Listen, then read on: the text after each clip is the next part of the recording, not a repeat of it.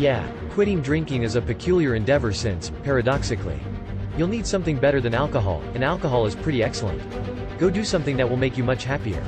Yeah, and every once in a while, outstanding people achieve outstanding results.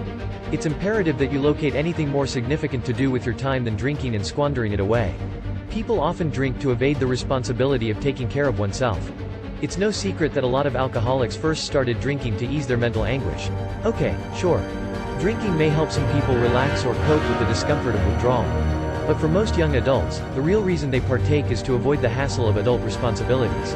I think I just need to drink plenty of water. Drinking makes me care less about the consequences in the short and long terms, so I won't worry about them. Consequences in the medium to long term fade from your mind, but you're still cognizant of them. Maybe you've wondered, well, why do folks drink too much? Just like asking someone if they drink alcohol, totally absurd. And yet, why do so many individuals drink to excess? It's wonderful, to put it simply. You might as well keep going, right?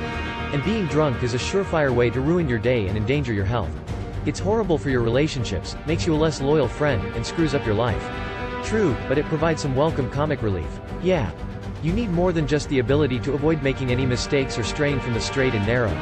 What you need, dude, is a little bit of excitement. You need to get out there and have something to do and something worth waking up for. And all that other stuff is just nonsense. What you need is a replacement for the addiction. And that's exactly what you'll get from this. You can lay the groundwork for your beliefs by reading and writing every day for a few hours. And focusing on topics that are meaningful to you. The truth is that you have all the authority and competency you need if you are a skilled writer, speaker, and communicator. And the practical implications are just astounding. The ability to persuade people of the value of one's aims and plans through one's speech and the skillful use of language is a common trait among those who have achieved great success in multiple areas of life. If you commit your ideas to paper, you will transform into a formidable opponent. Developing your verbal skills will make you more dangerous than ever. You should really read some literature, man. You can go to these amazing libraries and read the works of people who are brilliant and eloquent beyond your wildest imagination. But you might wonder why you should. The ability to express oneself clearly and fluently is a hallmark of leadership and success. If you're good at making persuasive arguments, you'll succeed no matter what. When everyone wins, everyone wins. Let's pretend for a second that you wish to imitate the logos by becoming something like it. I hope you know you serve as an inspiration to all people. There is nothing more exciting you could be doing at this very now. To be honest, you couldn't improve upon anything. You develop into a man of culture and knowledge, fluent in speech and writing, and a firm grasp of the past. If you have any sense at all, everything it is that you choose to do will be beneficial, and you are free to do it. Putting one's all into the struggle for the good is the most compelling, meaningful, and beneficial response to life's catastrophes, and for this reason alone, we must fight. For instance, I can attest to the merits of weightlifting as a witness to the practice among people my age. I'm 58, 50, what am I? 56. It became clear to me as I observed both groups of people age, that those who had built a strong physiological foundation in their youth would age more gracefully than those who had not. In particular, if you haven't worked weights specifically. I would say you start to get pretty soft in your 30s, and your cardiovascular system begins to go in really early. Moreover, frequent physical activity, not cognitive exercises like illumination, is the best way to maintain mental acuity. If you start exercising at 50 years old, both aerobically and with weights, you can restore your brain power to that of someone 30 years younger. However, your brain is an extremely selective organ, so that makes sense.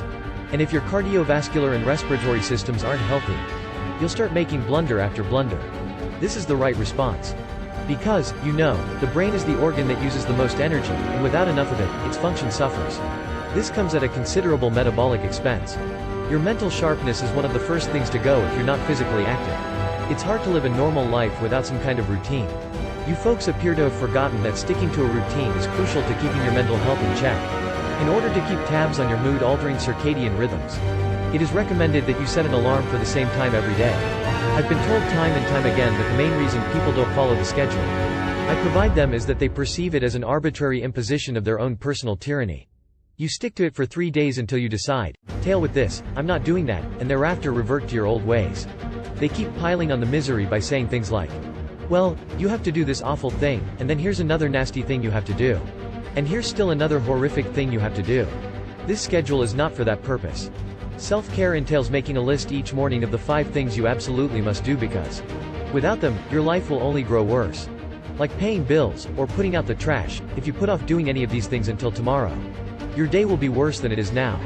You'll also want to add in some extras, so you'll have to imagine that you're dealing with a 9-year-old who refuses to listen for a long Basically, it's saying, okay, here are some things you have to do, but here are some things you might reward yourself with if you do them. With the implication that if you find the right balance between obligation and reward, you'll find that you're motivated to do the things, and that's what you want to do, you want to do it. Because of this, it has the potential to survive for a long period. Rather than treating yourself with the disdain reserved for a slave under a tyrant.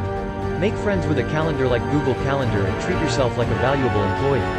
That's why I'm not kidding around when I claim I can help you out of this jam.